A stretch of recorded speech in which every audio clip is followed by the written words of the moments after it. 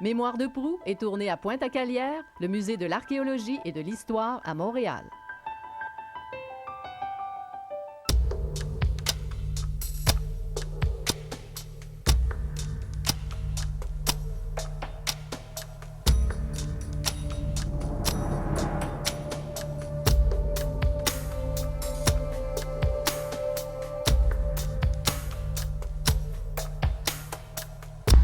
Chers amis, bienvenue à une autre mémoire de proue. Je vais vous faire une phrase que plusieurs d'entre vous avaient peut-être apprise. Dites au général Phipps que je lui répondrai par la bouche de mes canons.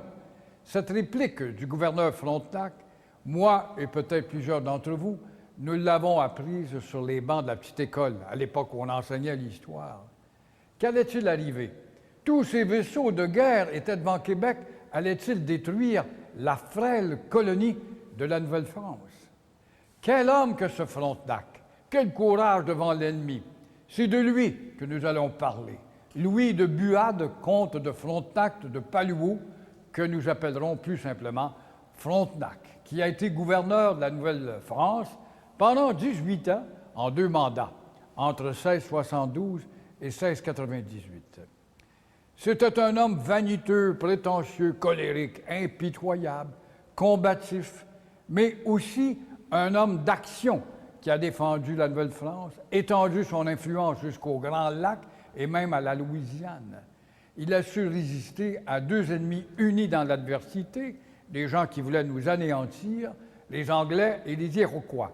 2 ennemis qui souhaitaient faire disparaître toute trace des Français en Amérique du Nord. Frontenac, qui est-il? Il est né le 22 mai en 1622. Son père est mort juste avant sa naissance en combattant aux côtés du roi Louis XIII, qui sera son parrain par sa famille. Il appartient à la noblesse d'épée, c'est-à-dire que pour mériter une place à la cour royale, il fallait faire ses preuves sur les champs de bataille, ce que Frontenac fera. Et à 26 ans, il est déjà fortement endetté par-dessus la tête, avec plus de 300 000 livres. Imaginez-vous un montant incroyable quand on sait qu'il recevra seulement 24 000 livres par année à titre de gouverneur de la Nouvelle-France. Il espère liquider sa dette en épousant Anne de Lagrange, qui appartient à une famille richissime et qui doit hériter d'une fortune colossale. Celle-ci n'a que 16 ans.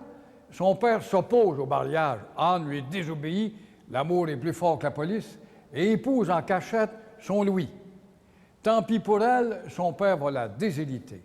Faute de mettre la main sur une bonne fortune, une bonne dot, Frontenac pourra se vanter d'avoir épousé quand même, selon la rumeur, l'une des plus belles filles du royaume.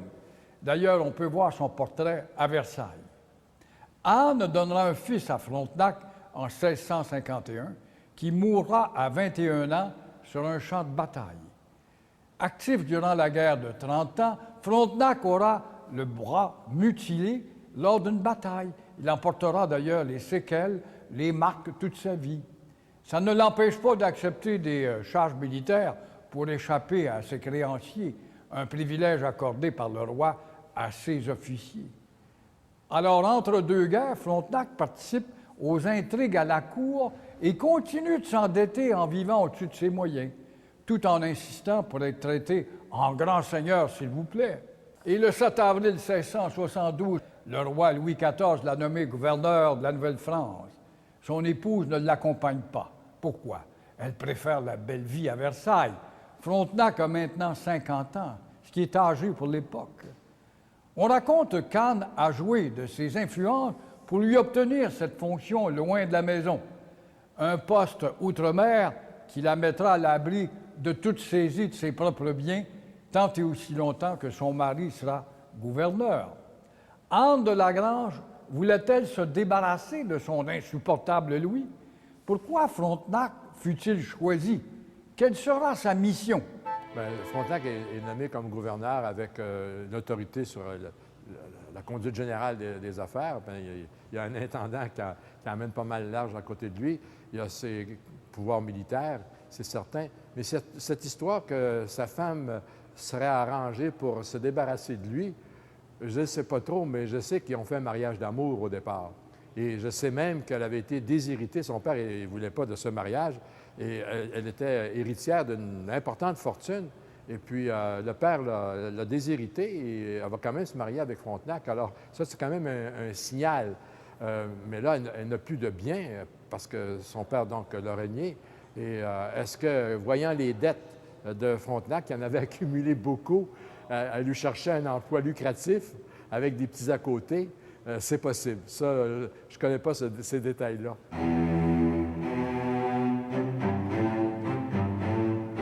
Et le 28 juin 1672, Frontenac quitte La Rochelle pour un pénible voyage qui durera 71 jours. C'est plus que la normale, ce qui lui donnera amplement de temps quand même pour engueuler à peu près tout le monde et le capitaine pour son incompétence.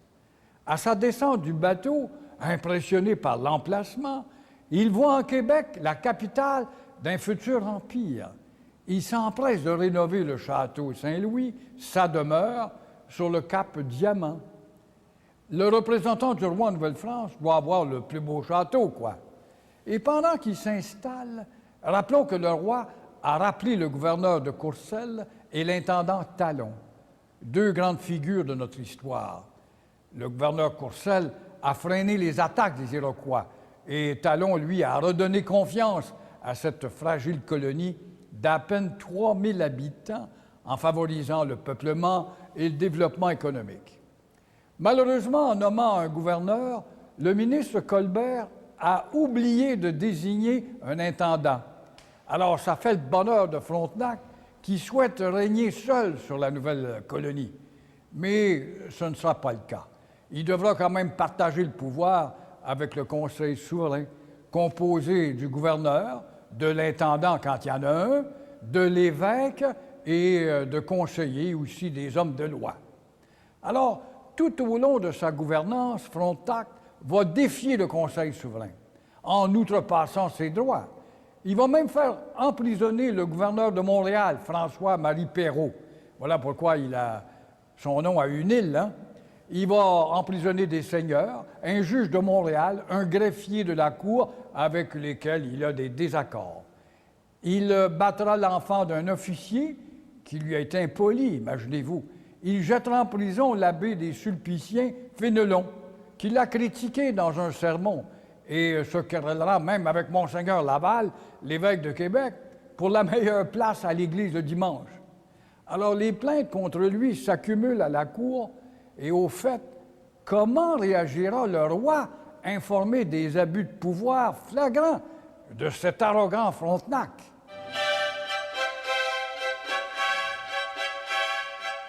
Moi, je le trouve finalement sympathique, Frontenac. Hein? Justement, il a du caractère.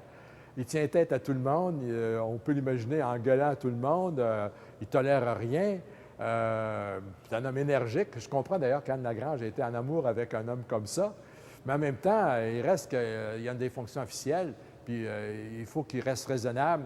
Alors, je pense que dans la balance, il y a son appétit, il y a ses magouilles à lui, ses favoris à lui qu'il cherche à protéger, et puis il rentre en conflit avec ceux qui lui font obstacle. Ça peut être l'Église, ça peut être l'intendant, ça peut être le gouverneur de Montréal, etc. Il les met tous dans le même paquet et il se bagarre avec eux. Et ces gens-là protestent. Ils envoient des lettres en France pour dire il n'y a pas d'allure, ce gouverneur-là. Et un jour, le roi va se décider, il va dire, écoutez, là, monsieur le gouverneur, tout le monde se plaint de vous. Avant de dire tout le monde se plaint de vous, il dit le Conseil souverain, l'évêque, le gouverneur de Montréal, etc. Puis il finit en disant, mais finalement, tout le monde se plaint de vous. Donc, vous allez rentrer, on va s'expliquer.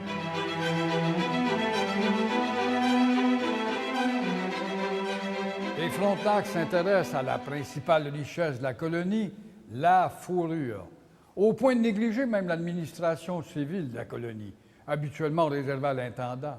Alors il fait la vie dure aux coureurs des bois qui trouvent trop indépendants et qui font commerce de fourrure illégalement avec les Anglais, les Hollandais, parce qu'ils nuisent à ses intérêts en le privant de très belles fourrures. Il fait construire un fort sur le lac Ontario, le fort Cataraqui, qui deviendra le fort Frontenac, là où est aujourd'hui la ville de Kingston et le collège militaire. C'est un poste de défense du territoire, mais surtout un poste de traite de fourrure stratégique. Frontenac a agi sans prévenir le ministre Colbert. Il prend des initiatives, quoi. Les marchands de Montréal, avec le gouverneur de Montréal en tête, François-Marie Perrault lui-même, trafiquant de fourrure, sont furieux. Ils accusent Frontenac de concurrence déloyale. Le gouverneur n'est pas censé faire de la traite de fourrure, ça lui est interdit, mais ça n'empêche pas le gouverneur de s'enrichir. Il ne se gêne pas, malgré l'interdit de Monseigneur Laval, d'échanger de l'alcool pour des fourrures. Frontenac se fout des critiques comme l'an 40. Il ne craint ni les marchands ni les Iroquois. Il est tellement imposant que ses ennemis le craignent et le respectent. Les Hurons et les Algonquins, nos alliés, font confiance à l'homme de feu. Il traite bien ses alliés pour les empêcher de commercer avec les Anglais et les Hollandais aussi de New York et Albany, qui payent mieux. Ambitieux comme homme de guerre, Frontenac, comme Jean Talon, avant lui, favorise l'exploration pour agrandir le territoire de la Nouvelle-France, au détriment des Anglais, beaucoup plus nombreux. N'oublions pas qu'en 1682, par exemple, il y a 10 000 habitants en Nouvelle-France, alors que les Anglais sont, tenez-vous bien, 160 000 coincés sur la côte est entre la Nouvelle-Écosse jusqu'à la Floride et freinés dans leur expansion vers l'ouest par la chaîne des Appalaches, et les Amérindiens, qui, sauf les 5 nations iroquoises, n'aiment pas les Anglais. Même si le roi est contre cette expansion vers l'ouest, elle arrive vraiment à bon moment de notre histoire. Pourquoi? Parce que les Anglais sont déjà au nord pour la traite exclusive des fourrures avec la compagnie de la baie d'Hudson. Louis XIV aime bien dépenser, mais surtout à Versailles. Alors il prévient son gouverneur de limiter les siennes, parce que ça coûte cher des expéditions d'exploration et guerrières. Le querelleur Frontenac n'en fait qu'à sa tête et il s'en fout éperdument. Le roi l'a maintes fois prévenu et réprimandé pour abus d'autorité et excès de zèle. Exaspéré par toutes les plaintes reçues, Louis XIV rappelle finalement Frontenac en 1682, se contentant de dire qu'il est satisfait de sa mission en Nouvelle-France. Ce rappel fera bien des heureux dans la colonie, bien sûr, mais pas pour longtemps. 7 ans plus tard, rien ne va plus dans la colonie. Les gouverneurs Labarre, un mou, et Denonville n'ont pas su renforcer et protéger la colonie des attaques iroquoises. Au contraire, Louis XIV, qui va entrer en guerre contre l'Angleterre, rappelle Denonville et envoie Frontenac dans la mêlée. Mais comment expliquer que le roi fait appel, encore une fois, à cet homme désobéissant, tyrannique, dépensier, pour reprendre ses fonctions de gouverneur de la Nouvelle-France à l'âge honorable quand même de 67 ans? Et pourquoi Frontenac a-t-il accepté? Ça me permet de dire qu'est-ce qui s'est passé entre son mandat précédent et ce mandat-là. C'est qu'il y a eu 2 gouverneurs assez étonnants, Labarre et Denonville. Et étonnant dans le sens méchant du terme, c'est qu'il n'était pas à la hauteur. Et ça s'est dégradé. Ça s'est dégradé, entre autres, avec la question indienne. Puis il faut savoir que la Nouvelle-France, ça tient grâce aux alliances franco-indiennes. Si les alliances sont fragilisées, la Nouvelle-France éclate. Donc là, les Iroquois ont repris de la vigueur. Ce n'est pas des ennemis nécessaires à la Nouvelle-France, ça. C'est des jeux beaucoup plus complexes que ça. Mais là, on les a provoqués. Et là, il faut remettre de l'ordre. Et malgré ses défauts, c'est que Frontenac est synonyme de capacité de remettre de l'ordre. Et justement, quand il va revenir, il va aller chercher des Iroquois qui avaient été déportés en France et mis sur les galères par ce cher Denonville. C'est vraiment un coup de génie, ça. Donc, il les ramène avec lui et pendant la traversée, il va les amadouer, etc. Donc, le retour de Frontenac va marquer une marche à nouveau vers l'ordre et ça va nous mener à la paix de Montréal de 1701. C'est quand même pas rien. Ça, c'est dans l'histoire, là, en Amérique du Nord, c'est un sommet.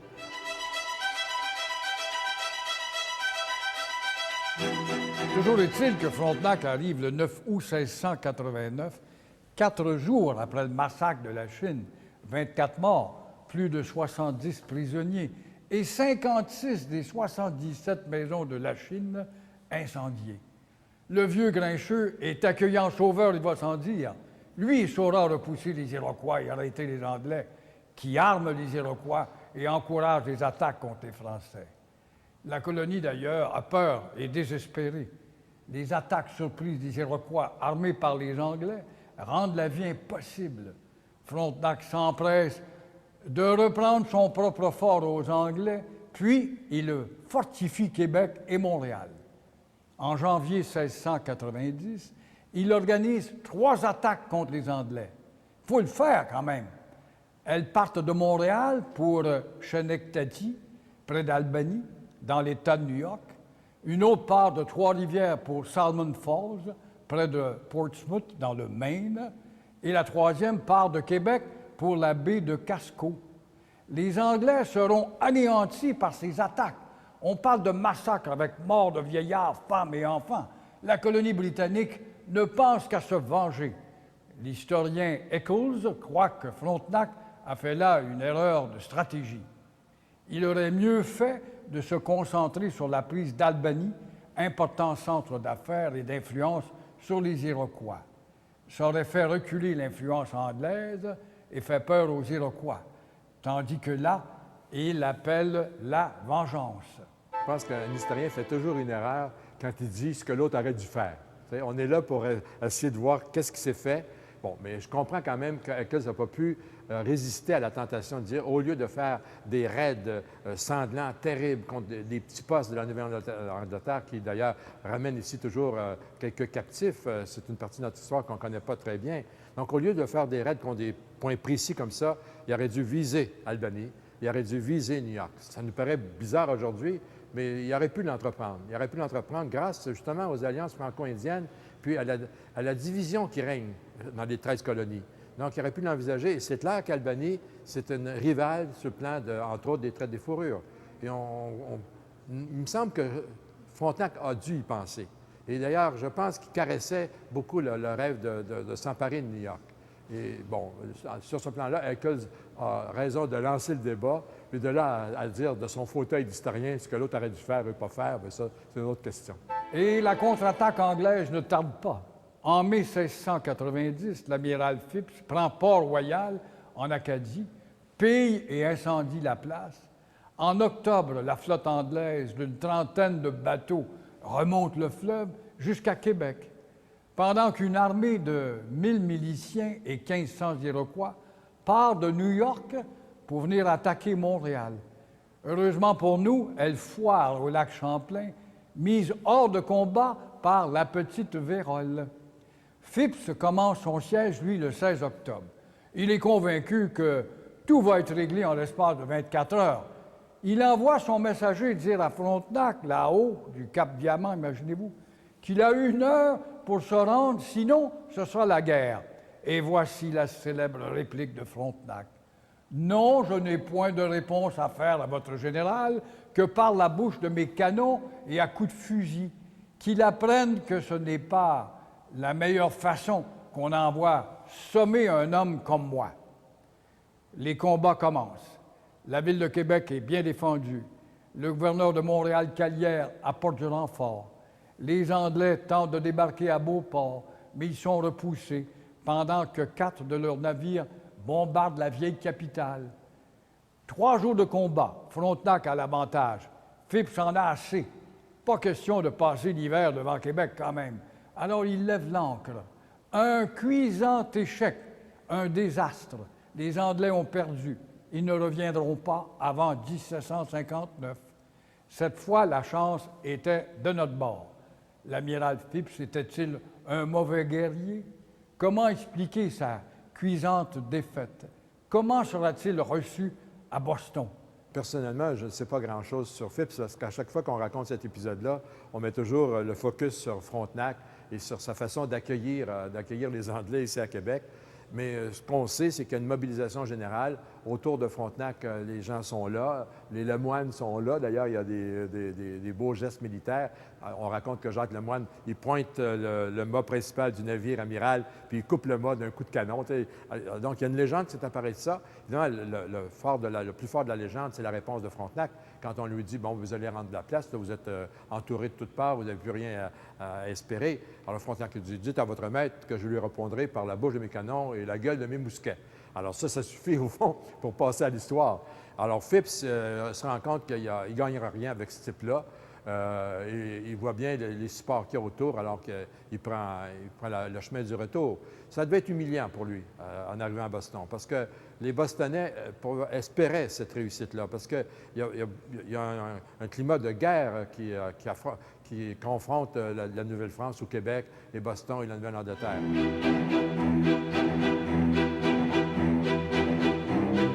Alors, merci à l'entêté, dorénavant, les Anglais se limiteront à armer les Iroquois pour mener leur guerre. Frontenac intensifie sa présence dans l'Ouest et la région du Mississippi. Il fait construire des forts qui sont aussi des postes de traite de fourrure, même si ça va à l'encontre de la politique du roi. De plus, il envoie Pierre Lemoine d'Iberville déloger les Anglais de la région de Terre-Neuve. Puis, il retourne chasser les Anglais dans la baie d'Hudson. Comme Frontenac, Iberville est convaincu qu'il faut occuper l'Amérique du Nord, de Terre-Neuve à la baie d'Hudson jusqu'au Mississippi et le golfe du Mexique. Il poursuivra l'agrandissement de la Nouvelle-France en colonisant la Louisiane. En 1696, malgré ses 74 ans, Frontenac va se rendre avec 2000 hommes chez les Iroquois au sud pour les mettre en déroute et incendier leur récolte. Vaincus, ils vont se tenir tranquilles jusqu'à la signature de la Grande Paix en 1701. Enfin, Frontenac trouvera aussi du temps pour se disputer avec tout le monde. Par exemple, juste pour énerver l'évêque Saint-Vallier, le successeur de Monseigneur Laval, il va prétendre vouloir présenter au château Saint-Louis la pièce de Molière, de Tartuffe. Cette pièce était interdite par le clergé en France parce qu'elle lui donnait une mauvaise image, Tartuffe étant un dévot hypocrite. En 1697, Frontenac sera titulaire de l'ordre royal et militaire de Saint-Louis. Il s'en plaindra, convaincu qu'il aurait dû recevoir cet honneur bien avant ça. Le 28 novembre 1698, après quelques mois de maladie, le vieux grincheux s'éteint à 76 ans.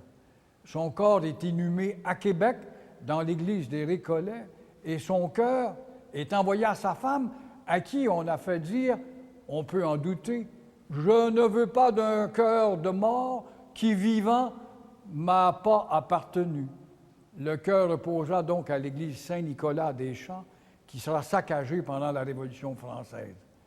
À Québec, après l'incendie de l'église des Récollets en 1796, ses cendres seront transférées à la cathédrale de Québec, que l'on connaît. Bilan, après 18 ans de gouvernance, Frontenac laisse une colonie plus forte et plus peuplée. Il a vraiment bloqué l'expansion des colonies anglaises. En s'imposant par la force aux Iroquois, il a préparé la Grande Paix de 1701 et il a su préserver notre alliance indispensable à notre survie avec les Indiens, autres qu'Iroquois. Enfin, il étendit l'influence de la France jusqu'au Grand Lac et la Louisiane. Aujourd'hui, le vieux vaniteux serait certainement fier de voir que sur les ruines de son château Saint-Louis se dresse un bel hôtel qui porte le nom de Frontenac, l'un des hôtels les plus photographiés au monde, dit-on, mais qui, à l'intérieur, regorge de trésors tout aussi spectaculaires.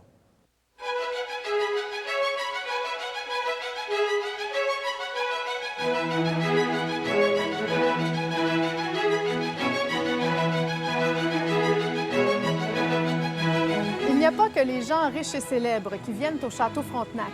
Bon an, mal an, 300 000 personnes décident de s'offrir la vie de château en séjournant ici, dans cet hôtel à renommée internationale, qui serait d'ailleurs l'un des plus photographiés au monde.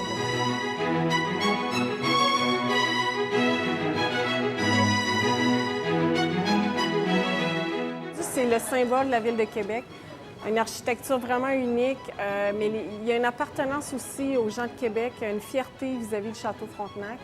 Bien entendu, les gens souvent ont vu le château sur des photos un peu partout à travers le monde et ils rêvent de venir séjourner ici. Donc, c'est vraiment c'est plus qu'un hôtel, c'est vraiment un endroit qui a un âme. C'est ici d'abord que Samuel de Champlain a construit un fort aux années 1620 et le gouverneur Montmagny a construit au même endroit la première version du Château Saint-Louis en pierre aux années 1640. Le gouverneur Frontenac est arrivé ici plus tard. Pendant ses 2 mandats, entre 1672 et 1698, quand il est mort ici à Québec, il a vécu dans le Château Saint-Louis. C'est lui qui a agrandi également le Château Saint-Louis en 1694. Mais c'est le gouverneur le plus célèbre du régime français et qui avait vécu ici, donc on a voulu l'honorer en nommant le château Frontenac.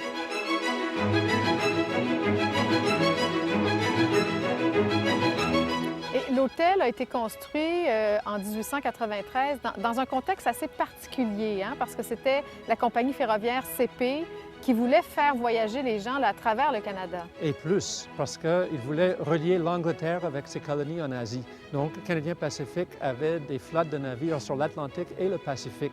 Les gens venaient en bateau de luxe jusqu'à Québec, ils débarquaient ici. Et là, ils restaient au Château Frontenac et ensuite, ils prenaient des chemins de fer du Canadien Pacifique, des voitures de luxe et ils allaient de grand château en grand château. Ils terminaient leur voyage au Canada à Victoria avec l'Empress qui fait face au Pacifique. Et là, ils pouvaient encore, sur le Pacifique, embarquer dans un autre navire du Canadien Pacifique et continuer à Singapour, en Inde, en Australie.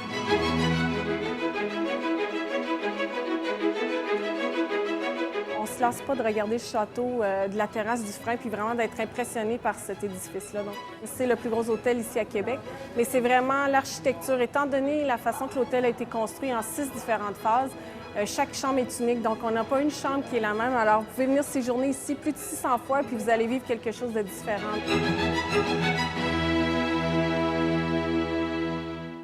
Et pour en savoir plus sur Frontenac, consultez nos références sur notre site Internet. À bientôt tout le monde.